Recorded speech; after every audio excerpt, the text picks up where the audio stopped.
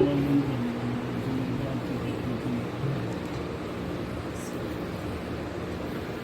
اللہ من قرأ الفاتحہ.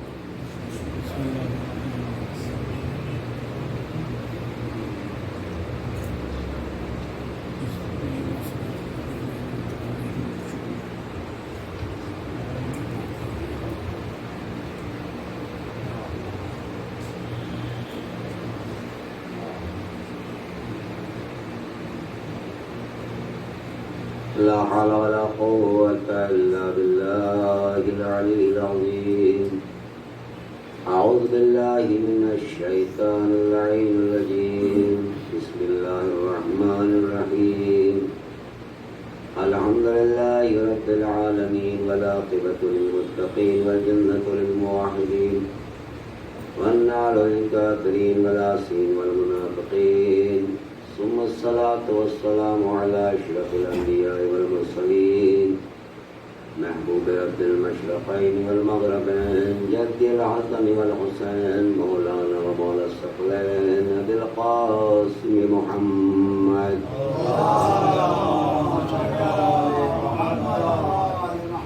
ثم الصلاة والسلام على آله الطيبين الطاهرين المعصومين المظلومين ولعنة الله على أعدائهم أجمعين وغاصب حقوقهم ومنكر فضائلهم إلى قيام يوم الدين. أما بعد، قال رسول الله صلى الله عليه وآله وسلم حسين مني وأنا من حسين. صلوات پڑھیں محمد. ہماری گفتگو امام حسین علیہ السلام سے متعلق، اس کے بارے میں نے آپ کے سامنے فرمایا کہ سرکار رسالت کا یہ قول کہ حسین منی وانا من حسین، کہ حسین مجھ سے ہے اور میں حسین سے ہوں، اس میں نے آپ کے سامنے چند قول عرض کیے کہ رسول کا کیا مقصد ہے اس سے کہنے کا، اور رسول امام حسین کی عظمت کو کس طرح بیان کرنا چاہتے ہیں. ہم وہ ہیں کہ ہماری عظمتیں اس دنیا میں آنے کے بعد شروع ہوتی ہیں. ایک انسان ہے جو اس دنیا میں آیا ہے، اس کے بعد آنے کے بعد ترقی کرتا ہے، تب اس کی کوئی عظمت سامنے ہوتی ہے. ہمارے سامنے اور آج استاد الشعراء بیٹھے ہوئے ہیں. جب یہ پیدا ہوئے اس وقت شاعر نہیں تھے، جب یہ کچھ بڑے ہوئے اس وقت بھی شاعر نہیں تھے، لیکن آج جو ہیں استاد الشعراء ہیں. کیوں ہیں؟ چونکہ انہوں نے حاصل کیا، اس کے بعد ان کو جو ہے استاد الشعراء کہا گیا. تو ہماری منزلتیں، ہماری عظمتیں، ہماری فضیلتیں جتنی بھی ہیں وہ دنیا میں آنے کے بعد، کوشش کرنے کے بعد شروع ہوتی ہیں. لیکن اہل بیت وہ ہیں کہ جن کی عظمتیں آنے کے بعد شروع نہیں ہوتی بلکہ آنے سے پہلے شروع ہوتی ہیں. اہل بیت میں اور ہم میں یہی فرق ہے، امت میں اور اہل بیت میں یہی فرق ہے کہ امت وہ ہے کہ جن کی فضیلتیں یہاں آنے کے بعد شروع ہوتی ہیں، اہل بیت وہ ہیں کہ جن کی فضیلتیں وہاں سے شروع ہوتی ہیں. بچے ہمارے یہاں بھی پیدا ہوتے ہیں، بچے ان کے یہاں بھی پیدا ہوتے ہیں، مگر ہمارے یہاں جب بچے پیدا ہوتے ہیں تو مبارکباد دینے کے لیے ہم جیسے آتے ہیں، ہماری شکل کے آتے ہیں، دنیا والے آتے ہیں. لیکن جب ان کے یہاں ولادت ہوتی ہے تو آسمان والے آتے ہیں. جب ان کے یہاں پیدائش ہوتی ہے تو دنیا والے نہیں، آسمان والے بھی آتے ہیں. ام فضل رسول اسلام کی چچی ہیں، جناب عباس کی زوجہ. انہوں نے ایک دن خواب دیکھا. خواب کیا دیکھا؟ خواب دیکھا کہ رسول اسلام کا ایک حصہ میری آغوش میں آ گیا. اچھا، اگر انسان ایسا خواب دیکھے کہ میں نے یہ جو ہے ایسی طریقے سے میں نے حضرت صاحب کا ایک حصہ اپنی آغوش میں دیکھا، تو یہ ایک فعل بد سمجھا جاتا ہے. مثلا کہ بھئی خدا نخواستہ کوئی حادثہ تو ہونے والا نہیں ہے، کوئی ایسی بات تو نہیں ہونے والی ہے. تو لہذا ام فضل نے جب یہ خواب دیکھا، خواب دیکھنے کے بعد پریشان ہوئی تو رسول اسلام کی خدمت میں آئی. آنے کے بعد میں بہت پریشان ہے، رسول اسلام سے اپنا خواب بیان کیا. جیسے ہی ام فضل نے اپنا خواب بیان کیا، رسول اسلام مسکرائے. رسول اسلام مسکرائے اور مسکرانے کے بعد جیسے جناب ام فضل نے دیکھا کہ رسول اسلام مسکرا رہے ہیں، ایک مرتبہ فرما دی یا رسول اللہ میں پریشان ہوں کہ آپ کے جسم کا ایک حصہ، ایک ٹکڑا میری آغوش میں آ گیا، اور یہ عرب کی تاریخ میں بدشگونی سمجھا جاتا ہے، لہذا آپ مسکرا رہے ہیں۔ کہا ام فضل تم جو ہے فکر نہ کرو، تم جو ہے غور کرو، اور میں تمہیں بتا دوں اس کی تعبیر کیا ہے، اور جب تعبیر سنو گی تو خوش ہو جاؤ گی۔ ایک مرتبہ جناب ام فضل کہتے ہیں اس کی تعبیر کیا ہے؟ کہ میری بیٹی کے یہاں، توجہ فرمائیں، میری بیٹی کے یہاں ایک بیٹا پیدا ہونے والا ہے، اور اس کو جو ہے تم آغوش میں رکھو گی، آغوش میں پالو گی۔ اس کے بعد امام حسین علیہ السلام کی ولادت ہوئی، اس کے بعد امام حسین کی ولادت ہوئی۔ رسول اسلام نے جناب فاطمہ کے لیے جو یہ فرمایا فاطمہ دو بضعۃ منی، فاطمہ میرا ٹکڑا ہے، یہ ولادت کے بعد فرمایا ہے، مگر حسین کے لیے اللہ نے پہلے بتا دیا کہ جزو رسول بن کے آ رہے ہیں۔ صلوات پڑھے محمد و آل محمد پر۔ یعنی یہ شرف فاطمہ ہے کہ فاطمہ کی ولادت کے بعد جو ہے رسول فرماتے ہیں کہ فاطمہ میرا جز ہے، مگر یہ اللہ بتانا چاہ رہا ہے جسے میں بھیج رہا ہوں فاطمہ کے یہاں، صرف اسے فاطمہ کا بیٹا مت سمجھنا، یہ رسول کا جز بنا کے بھیج رہا ہوں، رسول کا ٹکڑا بنا کے بھیج رہا ہوں، رسول کا جسم کا ایک حصہ بنا کے بھیج رہا ہوں۔ تو جو ولادت کے وقت رسول کا جز بن کے آئے، وہ جب کل بنے گا تو رسول کی جو ہے امانتوں کا محافظ بن کے آئے گا۔ صلوات پڑھے محمد و آل محمد۔ تو لہذا یہ فضیلت امام حسین کی ایک ایسی فضیلت ہے۔ اچھا، ان کے کردار میں اگر دیکھیں اس کے بعد لوگ مبارکباد کو آنے لگے۔ جب مبارکباد کو پیش کرنے کے لیے آئے تو اللہ نے فرشتوں سے کہا تم بھی مبارکباد کے لیے جاؤ۔ تو 4000 فرشتوں کا لشکر لے کر جبرائیل امین چلے، سردار ملائکہ چلا۔ اب راستے سے جب گزر رہے ہیں تو ایک معطوف فرشتہ پڑا ہوا ہے جس کے بالوں پر لے لیے گئے ہیں۔ اس نے کہا فرشتوں تم کہاں جا رہے ہو؟ جبریل نے بتایا آج رسول کے یہاں ایک نواسا آیا ہے، ہم اس کی مبارکباد کے لیے جا رہے ہیں۔ جیسے ہی یہ سنا اس نے کہا کہ مجھے بھی ساتھ لے کے چلو۔ 7000 سال سے اس وادی میں پڑا ہوا ہے، بالوں پر لے لیے گئے ہیں، عبادتیں کر رہا ہے، توبہ کر رہا ہے، دعائیں کر رہا ہے، مگر عطاب جو ہے نہیں ہٹتا، عطاب جو ہے نہیں۔ اچھا اس کی غلطی کیا تھی؟ اس کی سزا کیا تھی؟ اس نے ایک دن یہ کہہ دیا مجھ جیسا کون ہے جو جنت میں پرواز کرے؟ اللہ نے کہا اچھا تکبر کرتے ہو، گھمنڈ کرتے ہو، تم جو ہے اپنے کو بڑا سمجھتے ہو، متکبر سمجھتے ہو۔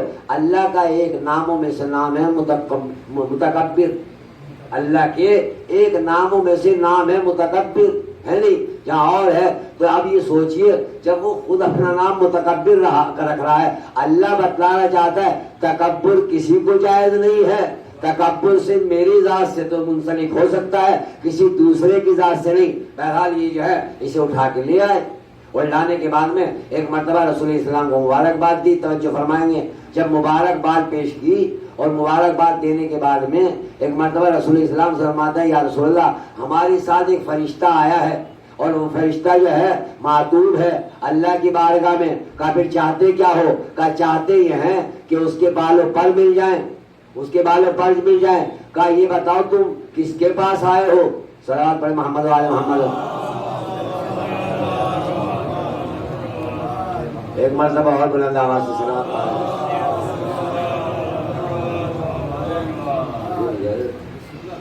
تو رسول اسلام فرماتے ہیں اے فرشتے تم کس کے پاس آئے ہو؟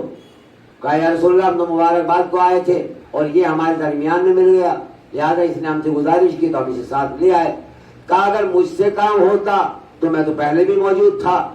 بھائی اگر تمہیں میرے پاس ہی آنا تھا تو میں تو پہلے بھی موجود تھا، اس کا مطلب یہ ہے تم میرے پاس نہیں آئے ہو، لہذا جس کے پاس آئے ہو اس کے جسم سے جا کر جو ہے مس کر دو، اس کے جسم سے جا کر مس کر دو۔ اب امام حسین علیہ السلام کے جسم سے مس کیا، اور اہل سنت کی دوسری روایت یہ ہے کہ گہوارے سے مس کیا۔ روایتیں دو ہیں، ایک یہ ہے کہ جسم سے مس کیا، ایک یہ ہے کہ گہوارے سے مس کیا۔ جب مس کیا تو بالوں پر مل گئے، اب پھر اڑتا ہوا چلا، اب پھر پرواز شروع کی اور کہتا ہے من مثلی، میرے مثل ہے کون؟ میں کہوں گا فرشتے اسی وجہ سے تمہارے بالوں پڑھ لیے گئے تھے، پھر آج وہی تکبر، پھر آج وہی گھمنڈ۔ ایک مرتبہ فرشتہ آواز دے گا جب میں نے تکبر کیا تھا، جب میں نے گھمنڈ کیا تھا، اس وقت میں اللہ کے اس محبوب بندے سے توبہ کرنے نہیں آیا تھا۔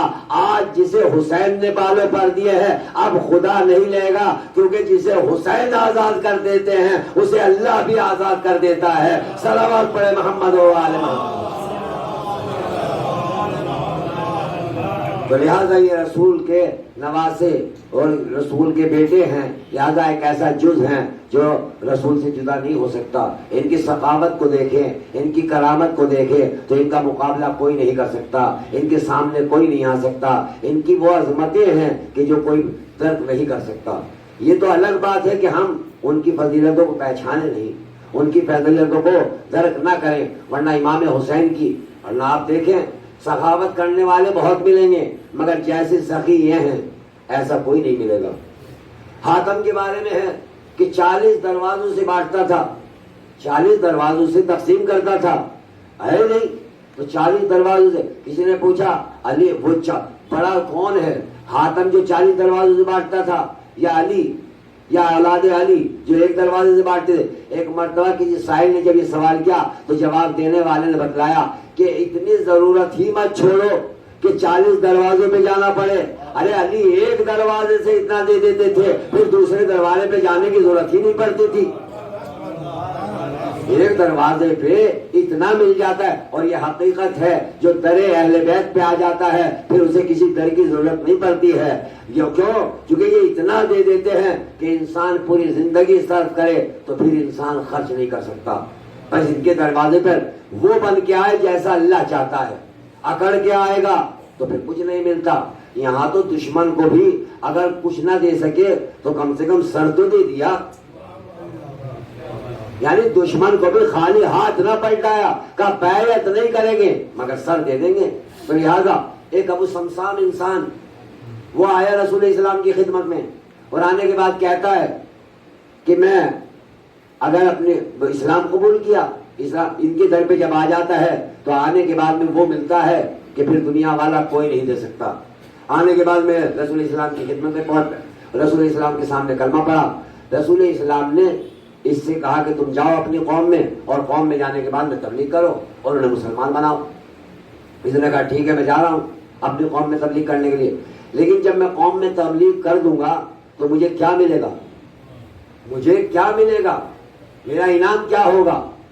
رسول اسلام نے فرمایا اگر تم اپنی قوم کو تبلیغ کر کر واپس آؤ گے تو جو تم کہو۔ کہا نہیں آپ بتلائیے کیا ملے گا؟ کہا زر و جواہر سے لدے ہوئے اونٹ دیے جائیں گے، زر و جواہر سے لدے ہوئے اونٹ دیے جائیں گے۔ اب وہ سمسام چلا گیا، کہا یا رسول اللہ ایسے نہیں، کوئی نوشتہ لکھ کر دیجئے، کوئی نوشتہ لکھ کر دیجئے، اگر خدا نہ کرے آپ نہ ہوئے تو میں کس سے طلب کروں گا؟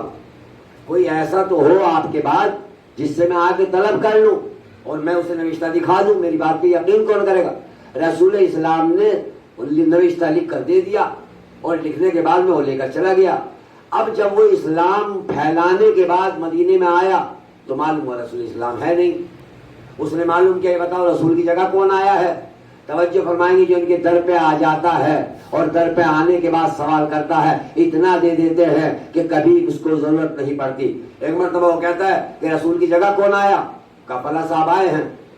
اسے خبر پہنچائے گی دربار خلافت میں کہ رسول کا ایک صحابی آیا ہے، جاننے والا آیا ہے اور وہ کچھ ہے رسول کی ایک وصیت لایا ہے۔ تو انہوں نے سوچا شاید ہے رسول نے کوئی ایسی وصیت کی ہوگی کہ کہیں مال دولت ہے تو لا کر دیا جائے گا۔ کہا جلدی لاؤ، جلدی لے کر آؤ، یہ تو آئے تھے اس لیے بیچارے۔ لہٰذا جیسے ہی وہ آیا، آنے کے بعد ایک مرتبہ اس نے جو ہے وہ وصیت رسول کی جو نوشتہ تھا وہ سامنے پیش کیا۔ اب انہوں نے پڑھا اتنے 70 اونٹ جو ہے لدے ہوئے زر و جواہر سے دیے جائیں گے۔ انہوں نے کہا یہاں تو خود فقیر ہیں، تمہیں 70 اونٹ کہاں سے دیں؟ یہاں تو آئے اس لیے ہیں کہ کچھ ملے گا، ہم تو اس تخت خلافت پہ کچھ دینے تھوڑا ہی آئے ہیں، کچھ لینے آئے ہیں، اور ہم نے تو سب سے پہلے انہی کا حق غصب کر لیا، جن کے نام پر ہم نے حکومت لی انہی کا لے لیا، تمہیں کیا دیں گے ہم؟ ایک مرتبہ اس نے کہا ٹھیک ہے۔ اب اس کو جو ہے شک ہو، اچھا انسان کو شک ہوگا یا نہیں ہوگا؟ بھائی رسالت میں شک ہوگا نہیں ہوگا؟ کہ رسول تو بڑے دعوے کرتے ہیں، رسول تو بڑے وہ کہتے ہیں، قرآن تو بڑا دعویٰ کرتا ہے جنت میں حوریں ملیں گے، غلمان ملیں گے، نہریں ملیں گی، یہ ملے گا وہ ملے گا۔ جو رسول اپنی زندگی میں وعدہ پورا نہ کر رہے ہوں، جن کا وعدہ دنیا میں پورا نہ ہو رہا ہو، بھلا وہ آخرت میں کیا کرے گا؟ اس رسول کا ہمیں کیا یقین ہوگا؟ تو ایمان کمزور ہوگا یا نہیں ہوگا؟ ہے ہی نہیں بھائی، آنے والے کا ایمان کمزور ہوگا۔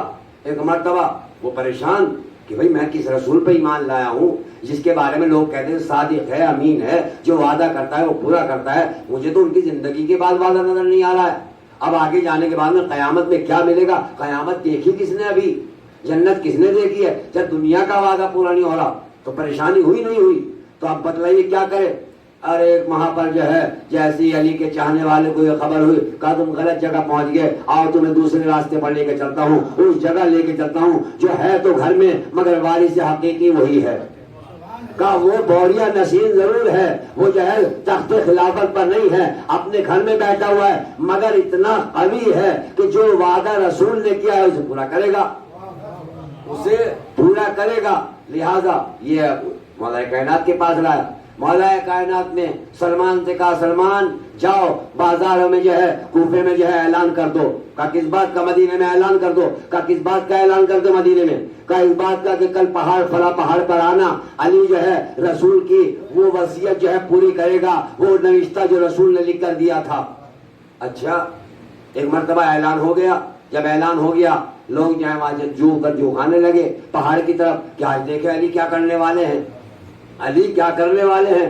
میں مولا کائنات پہنچے، امام حسن کو ساتھ لیا، امام حسین کو ساتھ لیا، اور لینے کے بعد اس پہاڑ کے پاس پہنچے، اور ایک مرتبہ ابو شمشان سے فرماتا ہے ابو شمشان یہ بتاؤ کہ میں وعدہ پورا کروں یا اپنے بیٹے حسن و حسین سے کراؤں، یا اپنے بیٹے حسن و حسین سے کراؤں؟ ایک مرتبہ وہ کہتا ہے مجھے تو وعدہ پورا چاہیے، مجھے تو جو رسول نے تحریر دی ہے اس کے مطابق چاہیے، لہذا آپ پورا کریں یا حسن پورا کریں یا حسین پورا کریں، مجھے کیا فرق پڑتا ہے۔ بس جیسے ہی یہ کہا ایک مرتبہ مولا کائنات نے اپنے بیٹے حسن کو کہا بیٹا حسن جاؤ، اور جانے کے بعد کہو کہ اللہ کا خلیفہ کہتا ہے کہ فلاں جو وعدہ کیا تھا رسول نے کہ اونٹ نکلنے لگے، جیسے ہی رسول نے یہ آواز دی، مولا کائنات کے بیٹے نے جا کے آواز دی، ایک مرتبہ وہاں سے اونٹ برآمد ہونا شروع ہوئے۔ کہا ابو شمشان یہ اونٹ پکڑو اور لے جاؤ، جتنے چاہیے، جو رسول نے وصیت میں لکھا تھا اتنے چاہیے یا زیادہ چاہیے، جب تک کہتے رہے گا حسن اونٹ نکلتے رہیں گے۔ کیوں نہ نکلے؟ جب ناقہ صالح وہاں سے نکل سکتا ہے تو پھر ناقہ امام حسین کیوں نہیں نکل سکتا ہے؟ صلوات پڑھے محمد والے۔ ناقہ صالح بھی تو وہیں سے نکلا تھا، وہ بھی تو پہاڑ سے آیا تھا، اور اس کی صفت کیا تھی؟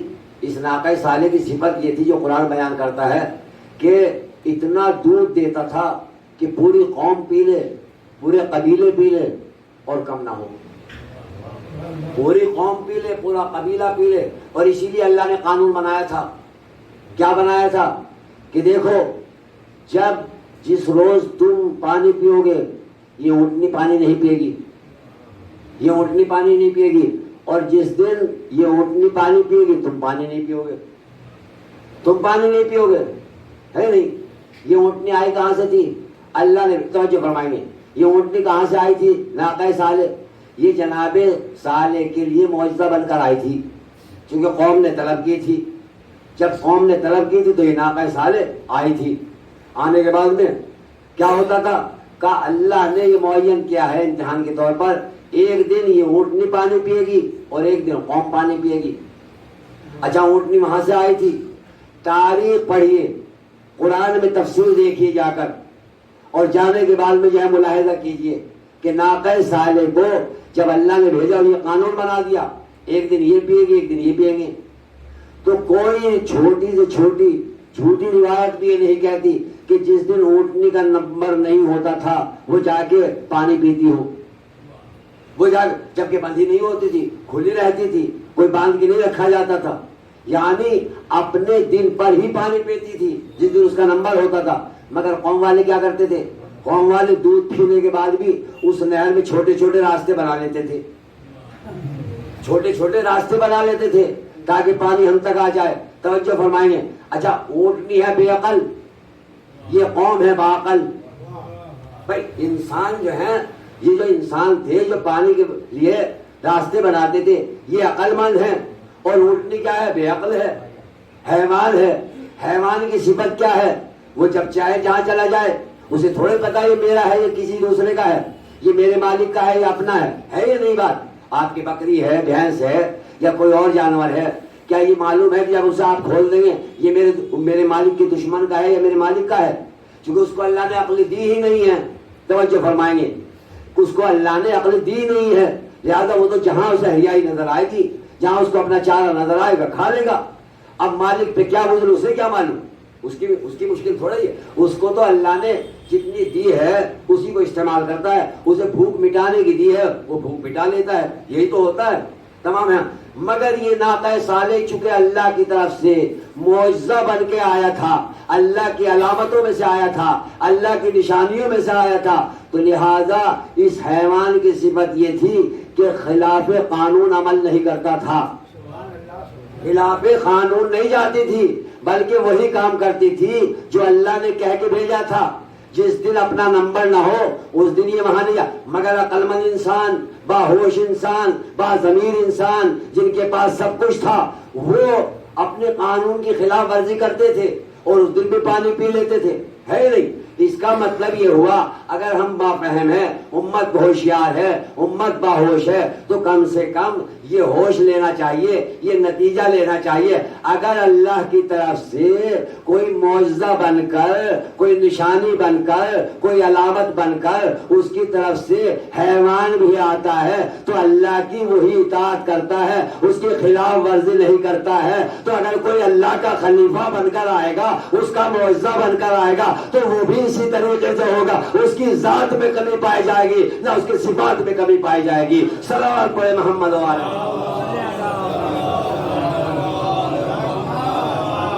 تو جب حیوان کی یہ صفت ہے کہ حیوان بھی اگر اللہ کی طرف سے نشانی کے طور پر, علامت کے طور پر آتا ہے اور اس کا بن کر آتا ہے, تو وہ بھی بدعنوانی نہیں کرتا. تو جو اللہ کا خلیفہ ہو, جو اللہ کا نبی ہو, اس کے کردار میں کیسے جھول ہوگا, اس کے کردار میں کیسے کمی ہوگی, اس کی سیرت میں کیسے کمی ہوگی. معلوم یہ ہوا کہ اگر اللہ کی طرف سے ہوگا تو پھر, ہاں اگر دنیا والوں کی طرف سے ہے تو پھر تو ہم جیسا ہی ہے.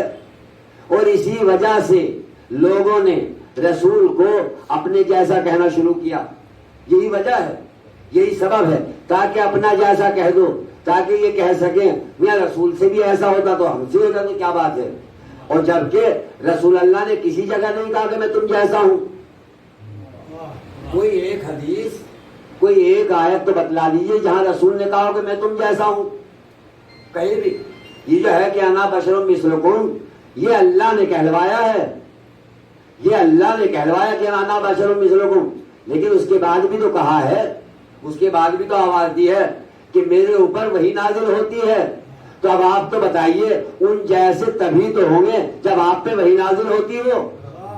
بھائی ایک صفت کو تو لے لیا کہ جو ہے نا کہ رسول نے کہا ہے انا بشر مثلکم, کہ میں تم جیسا بشر ہوں, مگر یہ بھی تو کہا قد اوحی الی, کہ میرے اوپر جو ہے وہی نازل ہوتی ہے. تو آپ ان جیسے تبھی تو ہوں گے جب اس کے اوپر وہی آتی, آپ پر بھی وہی آئے. اس جیسا وہی ہو سکتا ہے جن پر وہی آتی ہو, جن پر وہی آتی ہو.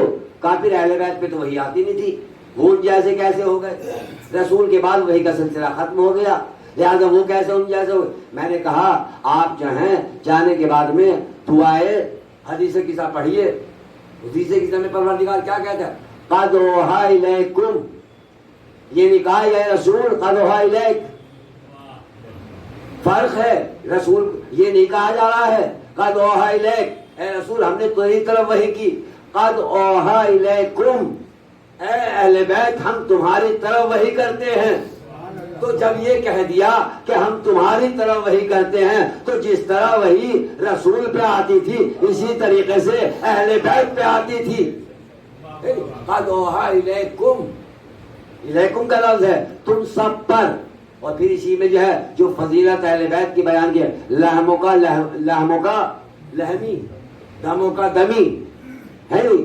رسول نے کیا کہا, تمہارا خون میرا خون، تمہارا گوشت میرا گوشت، یعنی یہ نہیں کہا میرا گوشت تمہارا گوشت، میرا خون تمہارا خون، نہیں کہا تمہارا خون میرا خون، تمہارا گوشت میرا گوشت، یعنی رسول بتلا رہے ہیں میرے درمیان میں، اہل بیت کے درمیان میں کوئی فرق محسوس نہ کرنا، جو گوشت میرا ہے وہی گوشت اہل بیت کا ہے، جو خون میرا ہے وہی خون اہل بیت کا ہے۔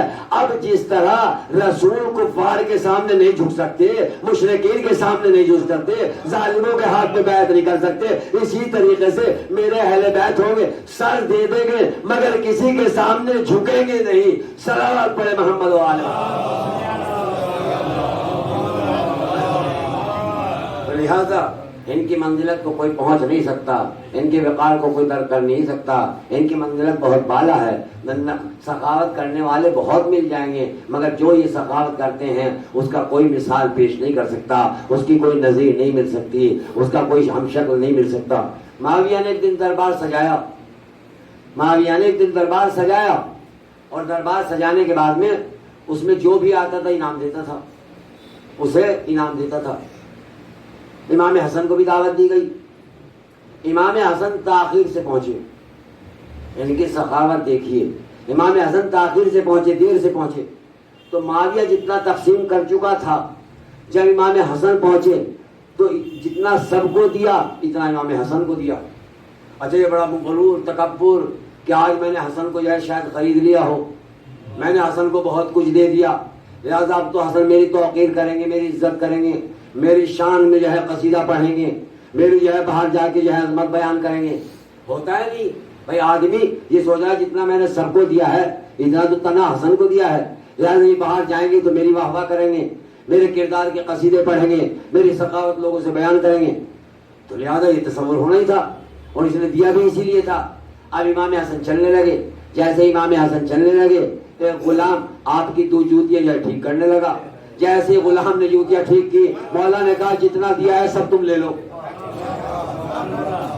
مولا نے کہا جتنا معاویہ نے مجھے دیا ہے وہ میں تمہیں دیتا ہوں۔ اب سوچئے، ایک مرتبہ معاویہ نے کہا یہ تم نے کیا کیا؟ میں نے تمہیں اتنا دیا تھا جتنا سب کو دیا۔ کہا یہ تیری نیت ہے، تو ہمیں اتنا بڑا سمجھ کر اتنا دیتا ہے۔ ہم بتا رہے ہیں اس مال سے بہتر تو ہمارے جوتیاں سیدھا کرنے والا ہوتا ہے۔ جتنا تو فرزند رسول کو دیتا ہے ہم جوتیاں سیدھا کرنے والوں کو دے دیتے ہیں۔ ارے تو ہم سے مقابلہ کرے گا جو جوتیاں سیدھی کرنے والوں کو اتنا دے دیتے ہو۔ صلوات پڑھے محمد و آل محمد۔ تو ہمیں کیا دے گا؟ تو ہم پہ کیا سخاوت آزمائے گا؟ ہمارے پاس جو کچھ ہے اللہ نے دیا، ہم چاہیں تو اس دنیا کو سونے کی بنا دیں، اس کائنات میں جو ہے پوری دنیا ہماری جو ہے مسخر ہو جائے، پوری دنیا ہمارے تحت ہو جائے، مگر ہم تو دنیا کے مال و زر کے لیے تھوڑے آئے ہیں، ہم تو ہدایت کے لیے آئے ہیں۔ ہمارا کام ہدایت ہے لوگوں کی، اگر ہدایت کرنے آئے ہیں، لہذا تم یہ سمجھتے ہو کہ ہم مال کے لیے آئے ہیں، دولت کے لیے آئے ہیں، شہرت کے لیے